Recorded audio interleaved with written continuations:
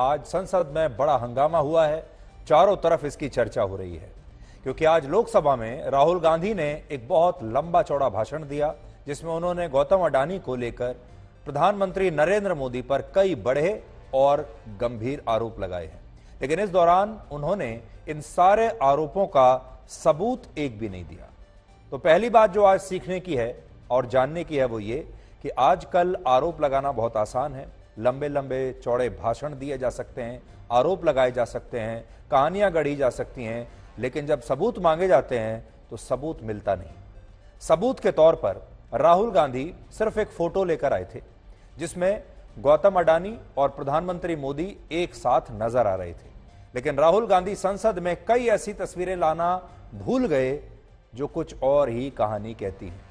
और आज हम राहुल गांधी को वो सारी तस्वीरें दिखाना चाहते हैं जो राहुल गांधी संसद में लाना भूल गए या फिर राहुल गांधी जिन्हें देखना नहीं चाहते, लेकिन देश जरूर देखना चाहेगा। राहुल गांधी ने देश को वो तस्वीर तो दिखा दी जिसमें प्रधानमंत्री मोदी और गौतम अडानी एक साथ नजर आ रहे हैं। देखिए ये, जिसमें वो एक प्राइवेट प्लेन में बैठे हैं। राहुल गांधी आज इस तस्वीर को लेकर पहुंचे थे।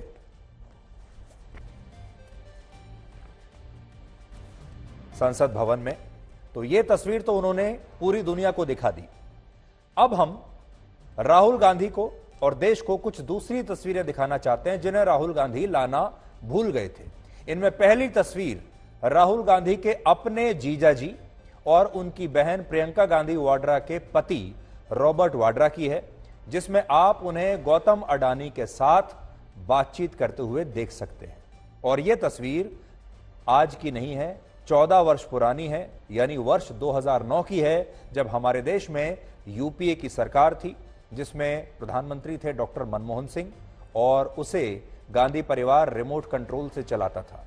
उस समय रॉबर्ट वाड्रा खुद गौतम अडानी से मिलने के लिए उनके प्राइवेट जेट में गुजरात के मुंद्रा पोर्ट गए थे। ये देखिए रिश्ता, ये देख लीजिए प्लीज पोस्टर माननीय सदस्य पब्लिक में सर। तमिलनाडु से लेकर केरला, महाराष्ट्र, मध्य प्रदेश, सब जगह एक नाम सब जगह हमें सुनने को मिला, अडानी। यह नाम पूरे हिंदुस्तान में, केरल में, तमिलनाडु में, महाराष्ट्र, कर्नाटका, हिमाचल, कश्मीर, सब जगह अडानी अडानी अडानी अडानी अडानी। और हिमाचल में सेब की बात होती है, अडानी जी। कश्मीर में सेब की बात होती है, अडानी जी। पोर्ट्स की बात होती है, अडानी जी। एयरपोर्ट्स की बात होती है, अडानी जी। इंफ्रास्ट्रक्चर, अच्छा हम सड़क पे चल रहे हैं, मैं पूछूं किसने बनाई, अडानी जी। ये वाइल्ड एलिगेशन अपना एक सोच के आया है, बिना तर्क के ऐसे वाइल्ड एलिगेशन लगा रहे हैं, ये कोई मतलब नहीं है सर, ये ऐसे नहीं बोल सकते। और वो सर तर्क रखना पड़ेगा। अगर एलिगेशन लगा रहे हैं तो आपको पूरा डॉक्यूमेंट प्रूफ के साथ आपको रखना पड़ेगा। दे देंगे आप ऐसे बातें नहीं दे देंगे, और ये गंभीरता को समझिए, ये डॉक्यूमेंट्री प्रूफ दे देंगे। अब पूरे देश को इस बात का कंफ्यूजन है कि वो किसकी बात माने। तो पहले आपको आरोप बताते हैं। राहुल गांधी का पहला आरोप यह है कि केंद्र सरकार ने देश के 7 बड़े एयरपोर्ट्स का कॉन्ट्रैक्ट अडानी ग्रुप को दे दिया और इसके लिए नियमों में खास तौर पर कई बदलाव किए गए। जैसे उनका कहना है कि पहले नियम यह था कि अगर किसी कंपनी के पास एयरपोर्ट्स को चलाने का यानी एयरपोर्ट को ऑपरेट करने का अनुभव नहीं है तो उस कंपनी को एयरपोर्ट के संचालन और विकास का कॉन्ट्रैक्ट नहीं दिया जा सकता। लेकिन अडानी ग्रुप के लिए यह नियम बदल दिया गया, जबकि सच यह है कि जानकारी ये आधी अधूरी है और उसे मसालेदार बनाने की कोशिश की गई है। अब सच्चाई क्या है देखिए। असल में यह बात राहुल गांधी की सही है कि पहले अगर किसी एयरपोर्ट के विकास और संचालन की जिम्मेदारी किसी प्राइवेट कंपनी को सौंपी जाती थी तो यह देखा जाता था कि उस कंपनी के पास इस क्षेत्र में कोई अनुभव है या नहीं। और यह पूरी प्रक्रिया वर्ष 1996 में शुरू की गई थी और उस समय भारत की तत्कालीन सरकार ने यह नियम बनाया था कि दिल्ली और मुंबई के अंतर्राष्ट्रीय हवाई अड्डों के विकास की जिम्मेदारी ऐसी कंपनियों को सौंपी जाएगी जिनके पास एविएशन इंडस्ट्री में संचालन का अनुभव है। और इस आधार पर कई कंपनियों के आवेदन खारिज भी हुए, जिनमें वीडियोकॉन कंपनी भी एक थी, क्योंकि इस कंपनी के पास तब एयरपोर्ट कंसल्टेंट का अनुभव था, लेकिन एयरपोर्ट ऑपरेशन का अनुभव नहीं था। हालांकि बाद में वर्ष 2003 में एक नया नियम बना, जिसके तहत यह तय हुआ कि हवाई अड्डों के विकास के लिए एक संस्था बनाई जाएगी, जिसमें प्राइवेट कंपनियों को 76% की हिस्सेदारी मिलेगी और एयरपोर्ट्स अथॉरिटी ऑफ इंडिया को 26% की हिस्सेदारी दी जाएगी। और इसी के तहत तब दिल्ली और मुंबई के इंटरनेशनल एयरपोर्ट्स को प्राइवेट कंपनियों को दिया गया। तो दूसरी कंपनियों को 74% मिलेगी, माफ कीजिएगा मैंने अभी आपको जो बताया, प्राइवेट कंपनियों को 74% की हिस्सेदारी मिलेगी और एयरपोर्ट अथॉरिटी ऑफ इंडिया को बाकी के 26% की हिस्सेदारी मिलेगी। तो ये दोनों आपस में पार्टनर्स बन जाएंगे, ताकि सरकार की भी एयरपोर्ट अथॉरिटी ऑफ इंडिया के जरिए उसमें हिस्सेदारी रहे।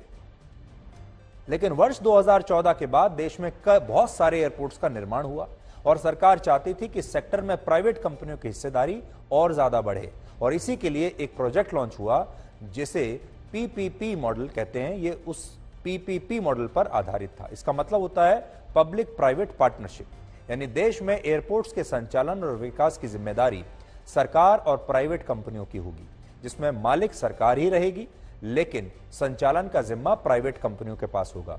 अब इस प्रक्रिया के तहत सरकार ज्यादा से ज्यादा प्राइवेट कंपनियों को इसमें शामिल करना चाहती थी, और इसीलिए उसने ये शर्त हटा दी कि किसी भी एयरपोर्ट का कॉन्ट्रैक्ट उसी कंपनी को मिलेगा जिसके पास इसका अनुभव होगा, और इससे सरकार को फायदा भी हुआ। इससे एक नुकसान तो ये था कि जो सेम कंपनियां हैं जिन्हें अनुभव है, ऐसी बहुत सीमित कंपनियां हैं, और उन्हीं कंपनियों को सारे एयरपोर्ट्स मिलते हुए चले जाएंगे। और दूसरी बात यह है कि जो नए प्लेयर्स आना चाहते हैं वो नहीं आ पाएंगे, जिसकी वजह से निवेश नहीं आ रहा था। इसके तहत वर्ष 2020 में अडानी एंटरप्राइजेस को देश के 6 एयरपोर्ट्स का कॉन्ट्रैक्ट मिला, जिसमें अहमदाबाद, लखनऊ, मैंगलोर, जयपुर, गुवाहाटी और तिरुवनंतपुरम का एयरपोर्ट शामिल है। लेकिन बड़ी बात यह है कि विवाद इन 6 एयरपोर्ट्स को लेकर है ही नहीं, विवाद है मुंबई के इंटरनेशनल एयरपोर्ट को लेकर, क्योंकि यह दुनिया के सबसे व्यस्त और सबसे बड़े इंटरनेशनल एयरपोर्ट्स में से एक है। नोट करने वाली बात यह है कि इस एयरपोर्ट को सरकार ने अडानी ग्रुप को दिया ही नहीं, बल्कि यह एयरपोर्ट अडानी ग्रुप ने जीवीके ग्रुप से लिया है। जीवीके ग्रुप जो है ये वो कंपनी है जिससे सबसे पहले ये एयरपोर्ट दिया गया था, और ये एयरपोर्ट जो दिया गया था ये दूसरी सरकार ने दिया था। अब जीवीके को ये एयरपोर्ट मिला, और जीवीके ने अगर इसे आगे अडानी को बेच दिया तो इसमें सरकार की कोई दखलंदाजी नहीं हो सकती। इसीलिए राहुल गांधी ने जो आरोप लगाया उसमें दी गई जानकारी आधी अधूरी है और पूरी तरह से सही नहीं है। क्योंकि अगर मुंबई एयरपोर्ट की हम बात कर रहे हैं तो मुंबई एयरपोर्ट तो जीवीके को मिला था, और जीवीके से बाद में अडानी ग्रुप ने खरीद लिया, और जो जीवीके के जो छोटे छोटे जो उस एयरपोर्ट में दूसरे पार्टनर्स थे, उन्होंने अपना जो स्टेक था यानी अपना जो शेयर था वो अडानी ग्रुप को बेच दिया। दूसरा आरोप राहुल गांधी ने यह लगाया कि पिछले कुछ वर्षों में प्रधानमंत्री मोदी ने जिन देशों में यात्रा की उन देशों में अडानी ग्रुप के बिजनेस का जबरदस्त विस्तार होता चला गया। यानी राहुल गांधी कह रहे हैं कि जहां जहां प्रधानमंत्री मोदी विदेशी दौरों पर गए वहां वहां अडानी ग्रुप को कॉन्ट्रैक्ट्स मिलते चले गए, जबकि यह आरोप भी गलत है। हकीकत यह है कि विदेशों में अडानी ग्रुप के विस्तार की शुरुआत यूपीए की सरकार के दौरान हुई थी, और अडानी ग्रुप ने अपनी पहली विदेशी डील वर्ष 2008 में की थी, जब देश में यूपीए की सरकार थी, यानी राहुल गांधी जी की ही सरकार थी। और उस समय अडानी ग्रुप ने इंडोनेशिया की एक कोयला खदान में निवेश किया था। फिर वर्ष 2010 में अडानी ग्रुप ने ऑस्ट्रेलिया की एक कोयला खदान को खरीदा, यह भी तभी था जब राहुल गांधी जी की सरकार थी। तीसरा आरोप राहुल गांधी का है कि प्रधानमंत्री मोदी के इजरायल दौरे के बाद गौतम अडानी की कंपनी ने इजरायल की एक डिफेंस कंपनी के साथ भी कॉन्ट्रैक्ट कर लिया, और भारत की तीनों सेनाओं के लिए ड्रोन्स अब इन्हीं कंपनियों से खरीदे जा रहे हैं। लेकिन यह आरोप भी सही नहीं है। सच्चाई यह है कि इजरायल की एक डिफेंस कंपनी है जिसका नाम है एल्बिट, और उसके साथ अडानी ग्रुप ने एक जॉइंट वेंचर शुरू किया है, लेकिन इस कंपनी को अब तक भारतीय सेना से ड्रोन्स खरीदने का कोई भी ऑर्डर नहीं मिला है। चौथा आरोप राहुल गांधी का है कि केंद्र सरकार की मदद से अडानी ग्रुप को एसबीआई, पंजाब नेशनल बैंक और बैंक ऑफ बड़ौदा जैसे सरकारी बैंकों से लोन दिलवाया गया, जबकि जीवीके ग्रुप को लोन देने में कोई मदद नहीं दी गई। लेकिन यह आरोप भी गलत है। सच यह है कि यूपीए सरकार में भारत के 6 बैंकों से जीवीके ग्रुप को 12,114 करोड़ रुपए का लोन मिला था, जिसे यह ग्रुप चुका नहीं पाया और खुद को इस ग्रुप ने डिफॉल्टर घोषित कर दिया था। पांचवा आरोप यह है कि केंद्र सरकार सिर्फ अडानी ग्रुप को फायदा पहुंचाने के लिए काम कर रही है, लेकिन यह आरोप भी बाकी आरोपों की तरह गलत है। सच यह है कि किसी भी सरकार के लिए उद्योगपति बड़ा नहीं होता, बल्कि सरकार के लिए निवेश बड़ा होता है। सरकार यह देखती है कि निवेश कहां से आ रहा है। अब बात करते हैं चीन के उस स्पाई बलून की, जिसकी वजह से अमेरिका और चीन के बीच आजकल बड़ा तनाव पैदा हो गया है। दोनों महाशक्तियां हैं और दोनों महाशक्तियों के बीच एक कोल्ड वॉर शुरू हो गया है। एक जमाना था जब जो कोल्ड वॉर शीत युद्ध होता था वो अमेरिका और रशिया के बीच था, लेकिन आज का जो कोल्ड वॉर है वो चीन और अमेरिका के बीच है, क्योंकि यही दो सबसे बड़ी शक्तियां हैं।